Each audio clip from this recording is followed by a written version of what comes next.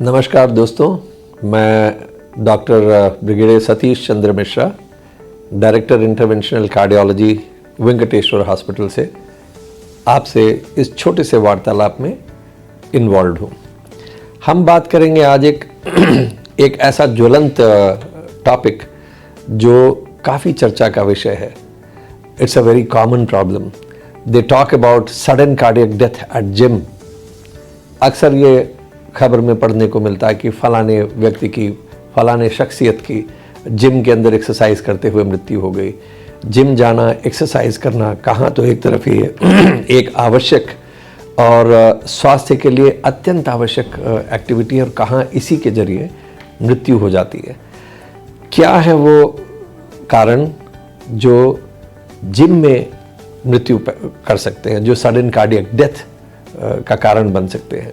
So the most important thing is that there can be a rupture of plaque during overexertion in gym.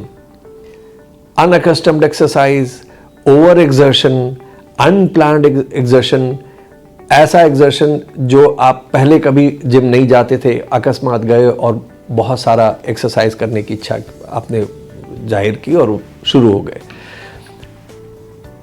Plaque rupture sudden cardiac death का कारण, important कारण है। दूसरा सबसे important कारण है electrical disturbance.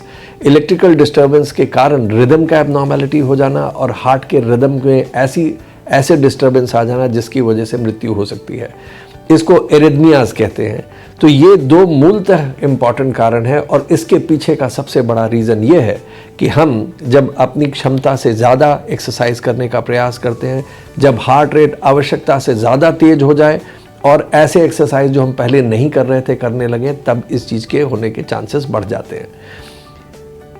अगर किसी को डायबिटीज़ है, ब्लड प्रेशर है, पुराना हार्ट का ऑलरेडी एग्जिस्टिंग प्रॉब्लम है, किसी प्रकार की दवाइयाँ खा रहे हैं, या स्मोकर हैं, या किसी प्रकार का सब्सटेंस का अब्यूज़ करते हैं, कोकेन, इस तरह की अलग अलग चीज़ें, हशीश और इस तरह की चीज़ें लेने वालों के अंदर इस प्रकार की सडन कार्डियक डेथ के चांसेस बहुत ज़्यादा होते हैं।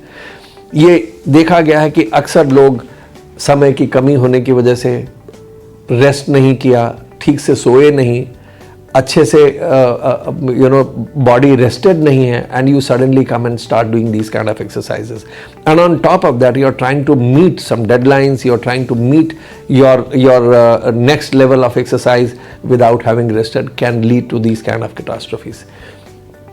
There is a dearth of time with people.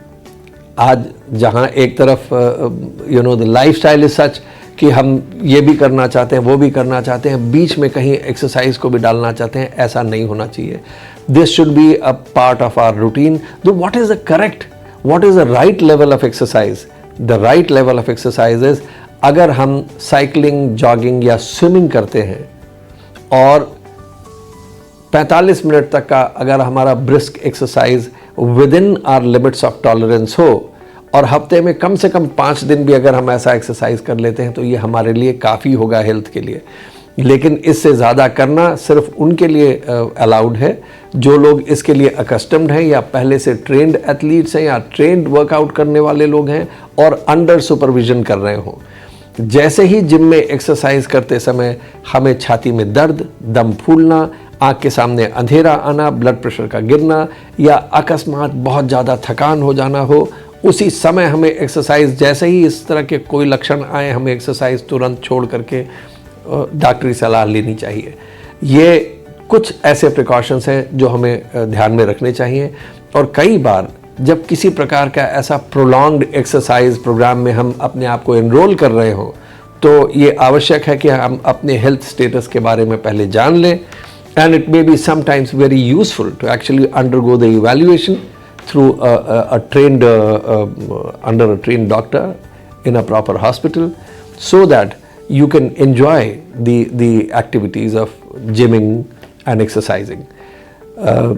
I hope this helps you to streamline your ways of doing exercise. और जिम से इतना डरना आवश्यक नहीं है जितना कि आवश्यक है केयरफुल रहना। So I hope you enjoy your exercising and gymming. Thank you very much for your patient listening. Thank you.